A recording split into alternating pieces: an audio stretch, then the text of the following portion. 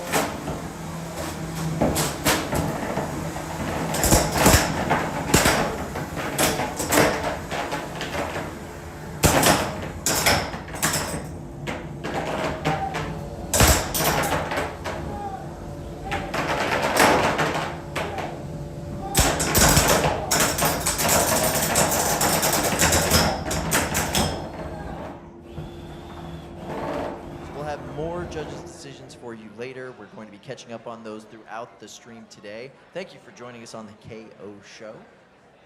Oh, hold on. This just in. I've got another judge's decision for you right now. That's right. ColdSnap, their second upset of the day, defeating Monkfish.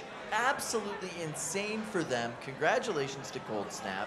They have already defeated the two-time Golden Dumpster winner earlier today, and now they have just defeated Monkfish. That's absolutely insane. Congratulations to Miles. Very proud of him.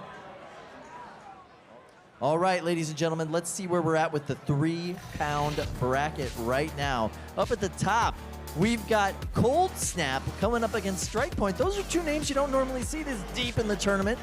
Repeater, the former world champion, is right there, but everybody's looking out for Jelly Baby. This is a 2-time Golden Dumpster winner this year with a ton of momentum coming into this matchup. They're very scared about this matchup with the wall part 2. It is not great geometry for them. And down at the bottom, we've got Pinevictus going up against the ace of NHRL. That's right, Jameson Go, and his only bot left, Silent Spring. Let's meet our next competitors.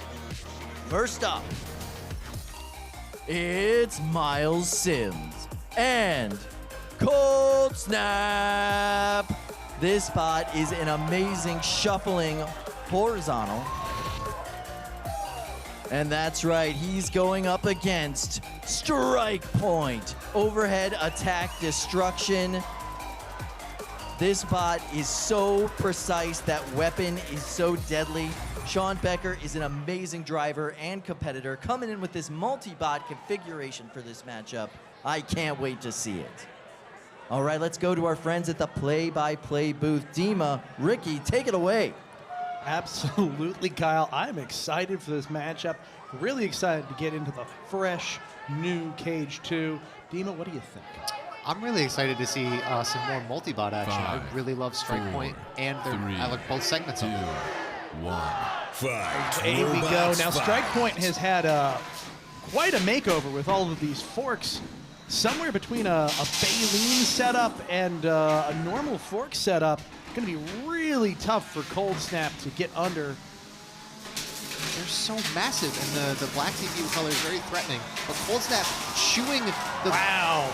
Yeah. Look at the damage. Now, Strikepoint is a shuffler robot. Those are relatively delicate little shuffling feet, and the undercutter on ColdSnap is just going to tear them apart. The thing is, I'm not sure Strikepoint's really going to be targeting feet. I think it's targeting that top plate. It's just a matter of if they can use both segments to try to set up that critical hit that a hammer saw wants.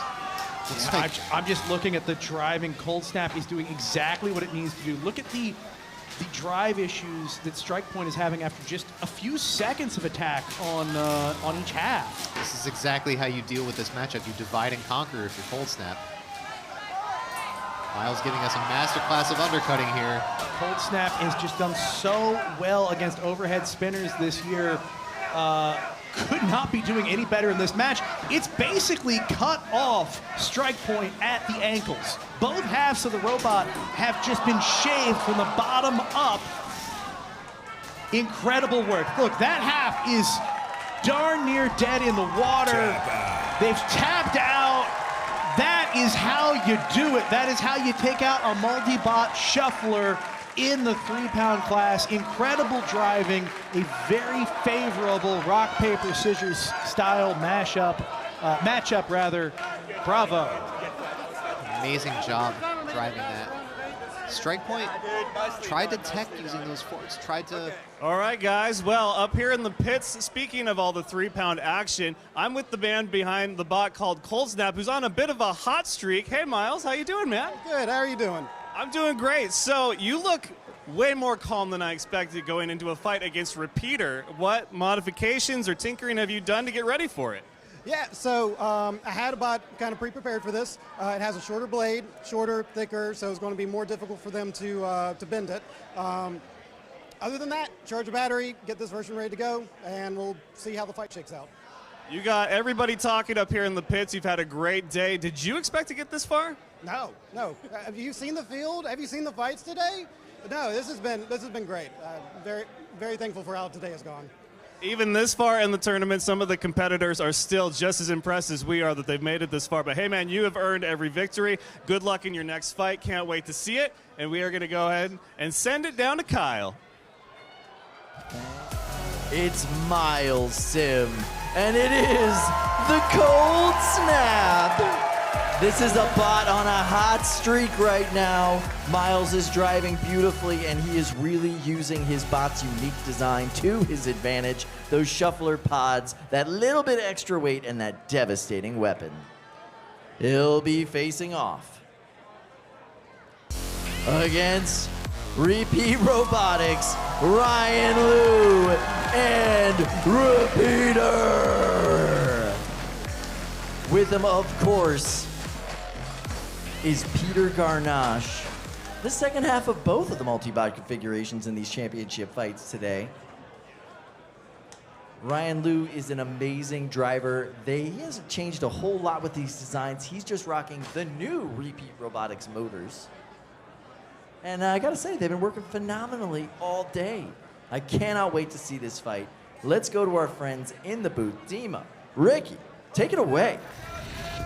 Nothing but excitement here. Let's go to the tail of the tape. ColdSnap from Miles Sim, coming all the way up from Georgia with a fearsome undercutter that has been delivering surgical precision all day. A 17-3 record has him sitting at the number 1 seed. But the number 4 seed is Repeater, driven by Ryan Liu, along with Peter Garnache, from Louisville, Texas. Not just 1, but 2 beaters, because this is a multi-bot, folks. And the skill is seeing double, because you ain't just got to deal with 1, you got to deal with 2. And they have the teamwork to make it happen. They've gotten this far for a reason, and they're going to try to score their second championships. Again, you don't get a 25-5 record by accident. Regardless of results, I'm so excited to see them use their teamwork cooperation to make some combos happen and some really flashy driving. You can see them talking strategy. 5, 4, 3, See that strategy 2, 1. Fight, robots, fight. Here we go. Wow, what a hit on one half of Repeater. ColdSnap going flying short, but I think that one half hit Mach 1 as it hit the wall. We're starting off big. Oh my goodness. ColdSnap looks huge compared to each individual segment of Repeater. Wheel coming off of Repeater, at least a tread. ColdSnap. Early damage. ColdSnap, when it's inverted, becomes an overcutter instead of an undercutter. No less fearsome. Yeah, not any worse of a matchup. Wow. The way that ColdSnap is grabbing into the plows on the front of each half of Repeater is incredible. Really transferring a lot of energy. Now the wedges are starting to put in a little more work. Oh, but the red segment of Repeater, the wedge is getting bent up and chewed up. It might be coming off soon. Yeah, that is limiting the drive on the blue half of Repeater, and the left half, or the red half, is bent terribly. If that gets back right side, it's not going to be able to drive at all. It's missing weapon belts. ColdSnap is just taking Repeater apart. With the multi-bot, you kind of need the teamwork to make it work, but they haven't been able to set each other up. There's been some stray hits closer to the start, but it hasn't been any in a hot second. Both halves of Repeater have their weapons down. The red half is completely immobile. The blue half is on defense. Oh, and the weapon has been completely exhumed from the body of Repeater. Oh my God. Excised, exhumed. The red segment is moving. It's not totally KO'd, but for all intents and purposes, it might be useless for the rest of this minute and 10 seconds.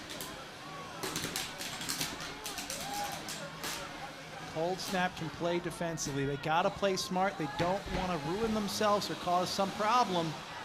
Yeah, anything can happen in the last minute. Heaven forbid ColdSnap just accidentally turn off or something, but they can play conservatively for the rest of this and try to let it go to the judges. They're really struggling to self-right right now. Normally they have the ability. I wonder if the fact that they have only one of their 2 forks is changing their geometry a little bit. I do wonder. Ooh, almost a lucky bounce, but not quite. But Not you know, lucky they enough. can drive just fine inverted if they need, but they are losing control and aggression points right now. That damage will carry them a long way, but it's not a sure thing. It's always interesting to see a fight with no pins as well. Nobody's been pushed up against walls, just hitting and the overcutter chewing. Weapons and wheels flying off. They are approaching with that weapon the best they can. That is going to score them some aggression, or at least hold off Repeater from winning the aggression as we go to a judge's decision. Wow. We're going to see if we can get a replay set up for that, but I can see Miles Sims is, he was locked in. You're going to stick with me right now. We're about to hear that judge's decision to see if you're going to fight Pinevictus or... And here we are, unanimous decision. Congratulations, Miles. We will. All right, I gotta tell you, I met Miles Sim back in 2022. He had a robot named Komodo. And I walked up to him in the pits and I said, oh, wow, this is a really interesting design. He had details printed into the armor. He had a really well thought out path for his weapon blade and his weapon belt. It was a really smart mid-cutter design. And I said, this is really great. How many robots have you built? And he said, oh, this is my first one. I said, oh, how many competitions has it been at? And it said, oh, this is its first competition. And I said, oh, fascinating. Miles has been showing up ever since then with increasingly more amazing robots. And to see him take out a former world champion as many times as he did in that matchup, taking it all the way to a judge's decision that he very well could win, is absolutely amazing. And I just have to say, I'm a little bit proud of Miles Sim. He has come a long way, and he already started from a phenomenal place. That is not. Let's check out this bracket to see how we got here. ColdSnap taking out Strikepoint, and then in sort of a stunning victory, defeating Repeater to make it to the final. World champion Repeater, absolutely insane. Down at the bottom of the bracket, we have Jelly Baby falling to the wall, part 2. Gotta love that. They will be taking on Pinevictus, who had their own upset, taking out Silent Spring. That's right, 2 of the upset kings going head-to-head, and now your winner, Pinevictus. They will be going up against this matchup at the beginning. So here we go. Our first competitor from Smyrna, Georgia. It's Miles Sim and ColdSnap.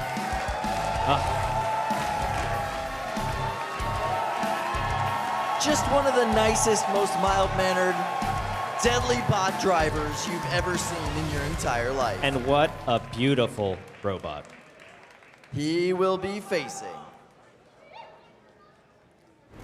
from Ellicott City, Maryland, it's Alex Wang and Pinevictus.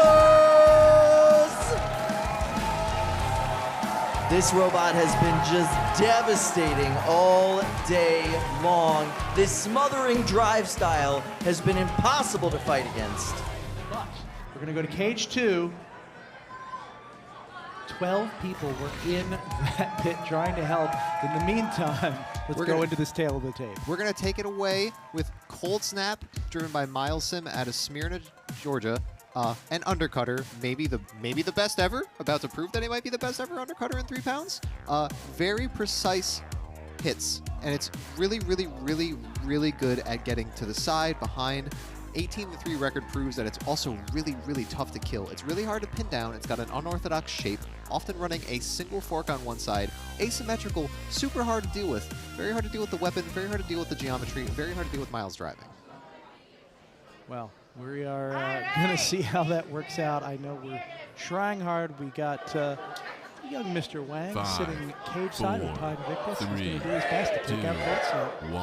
Fight, robots, fight. Whoa, a huge hit right off the bat. Pinevictus hurt itself in confusion.